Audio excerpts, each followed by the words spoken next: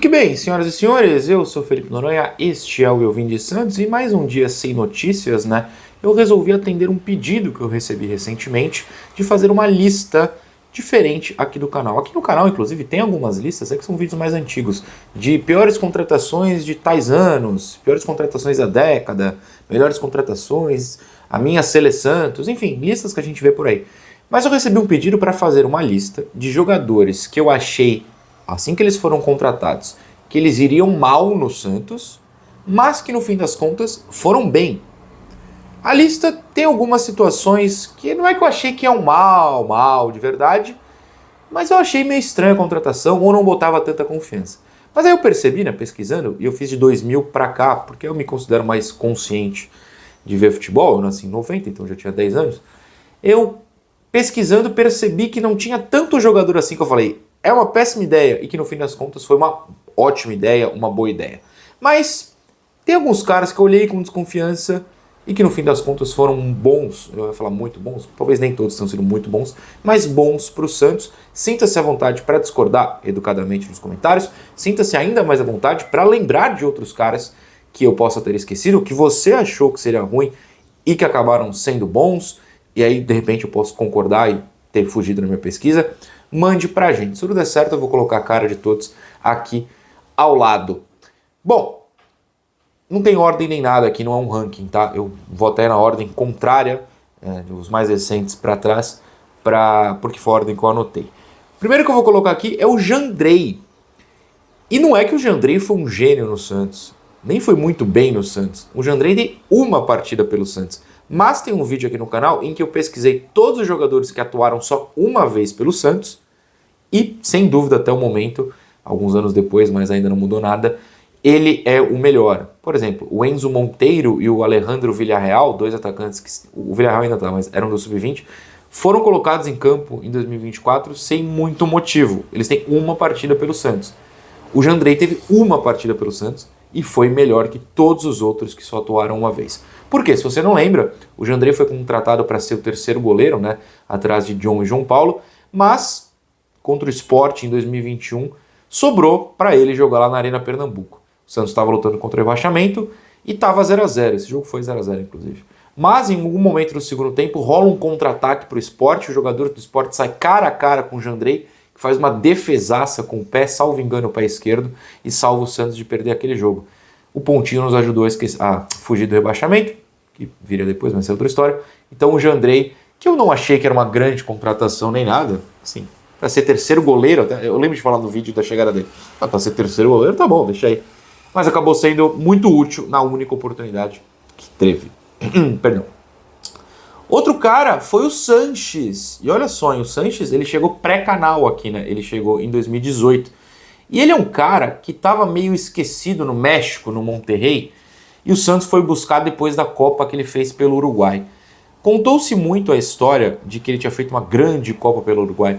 E não tinha sido o caso, tá? O Uruguai até foi até as quartas de final naquele ano, cai para a França. Inclusive a França ganhou bem tranquilamente do Uruguai. Mas o Uruguai ganhou de Portugal, por exemplo, teve jogos bons na primeira fase. Ele começa como titular, perde a vaga, e era um cara que teve um ano espetacular pelo River Plate antes, né? E em 2015, mas nunca tinha nem jogado na seleção antes disso. Aí ele faz um ano tão espetacular, já perto dos 30 anos do River Plate, que consegue começar a ir para a seleção, uma venda interessante para o Monterrey, e o Santos contrata. Eu olhei com desconfiança, não achei que o Pato Sanches era ruim, eu não tenho tantos problemas assim. Eu olhei, não sei, né? A Copa já não foi grande coisa dele, ele teve aquele grande ano no River, mas no Monterrey ninguém nem fala dele.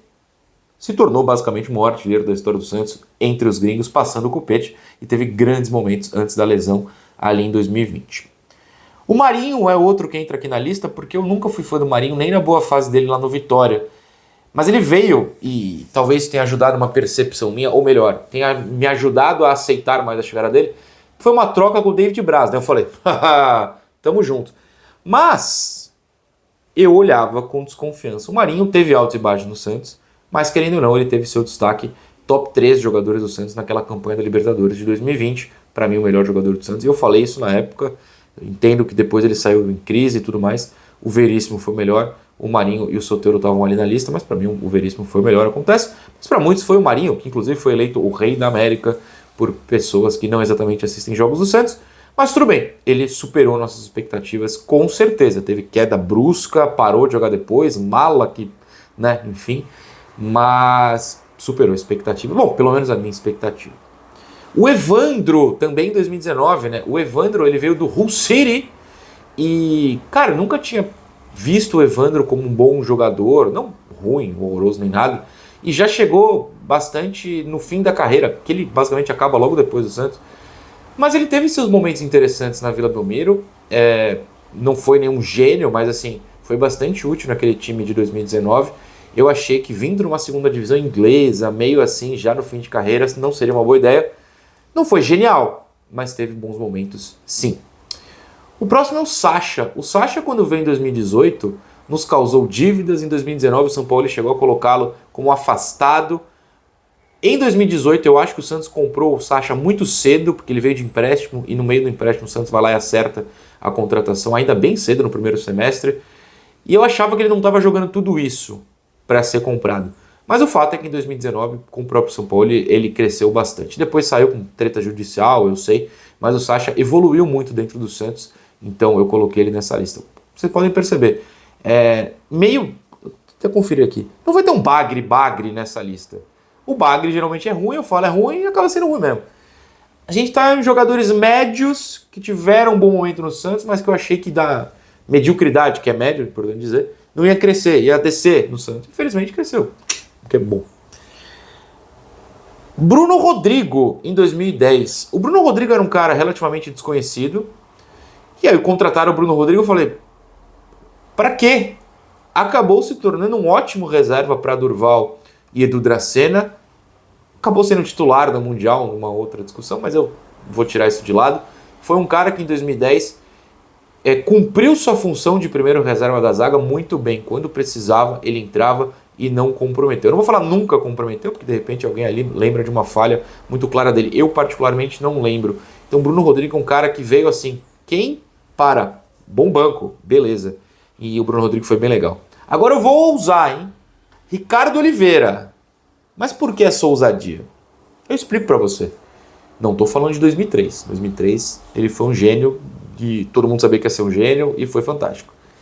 E depois de 2015 ele foi espetacular, 16 até a queda em 2017 ou 18, agora me fugiu, mas no fim da passagem caiu um pouco, mas o que 2015 dele é espetacular, 2016 também. Eu errei, vamos deixar isso claro, porque em 2015, deve ter sido em janeiro de 2015, talvez fim de 2014, não sei, quando ele chegou, eu olhei e falei, pô, ele tá lá nos futebol árabe há tanto tempo, ninguém fala dele, já tá bem mais velho, a gente tá contratando pelo passado de 12 anos atrás, né, 2003 a 2015, glória a Deus, teve nada disso, chegou, jogou muita bola, foi ótimo. O nome do vídeo não é 10 bagres que eu achava que iam mal. Foi 10 jogadores que eu achei que iam mal e foram muito bem. O Ricardo Oliveira eu tive muito medo na hora e, cara, que bom que foi o completo oposto. Outro foi o Arouca, né? Pra mim, que se discute na seleção de todos os tempos do Santos, no banco, se você convocar uns 30 caras. Mas da seleção que eu vi, ele tá na seleção. Convocando 23 caras, você pode pensar nele como titular, como reserva. Claro que ele no volante é o Renato. Você quer 2 volantes? Talvez seja o Arouca. O que o Arouca jogou entre 2010 e 2011 é finíssimo. Mas ele veio numa troca com o Rodrigo Souto, que teve um ano ruim em 2009 no Santos, a troca em 2010. Mas antes tinha jogado bem em 2007, 2008. O Rodrigo Souto, 2007 jogou bem de verdade. Em 2008 o time era muito ruim, mas a gente perdoava o Rodrigo Souto. Em 2009 ele foi mal. Mas quando trocam no Arouca, que não fez nada no São Paulo, a gente olhou e falou, não, por quê? Cara, o Arouca foi um gênio no Santos. De novo, outro cara que saiu com problemas na justiça com o clube, eu tô falando do campo, e ele jogou muita bola no Santos, tá entre os meus 23 convocados da seleção dos que eu vi jogar, com certeza. O Danilo, olha só, não tô falando de bagres, tô falando de bons jogadores, e às vezes até no começo da carreira. O Danilo veio da base do América Mineiro, né, revelado, não veio da base, ele foi da base, subiu pro América e veio pro Santos. E o primeiro ano dele, porque ele chega em 2010, mas no meio, né, os primeiros meses do Danilo foram muito abaixo. Pouca gente vai lembrar, né? Todo mundo vai lembrar de 2011, inclusive, que bom. Em 2010 ele foi muito mal no Santos. Ele já chegou assim, quem começa mal fala, não aguento mais. 2011 explode e vira um dos maiores laterais que a gente já viu. No começo foi uma desconfiança, mas calou. Não foi rapidamente, demorou uns meses, tá? Mas nos calou. Agora um cara que pra mim também tá na minha seleção, né, dos que eu vi jogar, mas que particularmente eu não lembro, tô incluindo aqui quase como um extra, que eu não lembro como foi sua chegada, que é o Mansur. Se você já viu vídeos meus comentando a seleção dos que eu vi, o Mansur sempre tá. Pra mim ele jogou muita bola naquele primeiro semestre de 2006 no Santos. Mansur, um zagueiro paraguaio, até vai pra Copa de 2006 pelo Paraguai.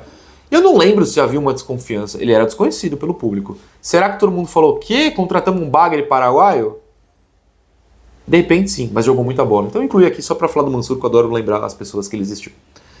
O penúltimo da lista é o Clayton, cara. O Clayton foi um volante que jogou em 2004. Ele não ficou até o fim do campeonato. Mas o Clayton, todo mundo falou, nossa, todo mundo é exagero e na memória aqui um pouco também forçando, mas nas conversas em 2004 era Clayton, porque o Clayton, o que o Clayton vai agregar na volância do Santos? Agregou bastante, ele teve boas partidas, foi um cara que nos calou os críticos até rapidamente. E o outro volante que eu coloquei é o Fabinho, mas não o Fabinho que hoje é dirigente do Corinthians, até que jogou e foi campeão brasileiro em 2004. Eu não lembro como foi a chegada dele, mas em 2006... chegou aquele Fabinho também do Corinthians, o que tem 6 dedos na mão. E sim, essa é a descrição que eu a mais prática aqui. Dá uma pesquisada se você não lembra. E eu vou colocar a cara dele na edição aqui, mas vocês entenderam. E o Fabinho chegou meio que, rebarba do Corinthians. Eu acho que ele veio da França, ou ele vai pra França depois. Não lembro. Chegou meio assim, por que esse cara não foi tão bem no Corinthians? Jogou bola aqui. Jogou bola. No pouco tempo que ficou em 2006, ele jogou bem pelo Santos. E agora tem um extra, que eu não me incluo como alguém que achou ele ruim, porque eu quero lembrar dele chegar. E no fim das contas ele se tornou o maior de sua posição no Santos, para muitos. Outros acham que foi o Rildo, ou seja, o lateral esquerdo, ou seja, estou falando do Léo. Não achei que o Léo era ruim quando chegou, porque eu não lembro, eu tinha 9, 10 anos. Não é esse o ponto. Mas eu sei de toda a história, e quando o Léo chega, o Léo tinha sido muito criticado no Palmeiras. O Léo jogou no Palmeiras, muito criticado. Tinha sido revelado pelo União São João, salvo engano, que eu tenho até a camisa aqui, gravo às vezes. E o Léo foi tipo, meu Deus do céu, cara, a gente já tá em crise, não é campeão se foi em 2016 anos, né, que a gente vai quebrar a seca em 2002, 2018.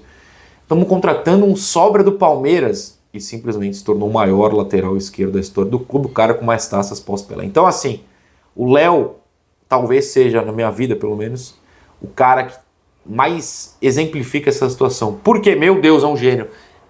Por que o senhor está fazendo isso? Ah, entendi. É o Léo. Leonardo Lourenço Bastos, o maior lateral esquerdo da história do Santos.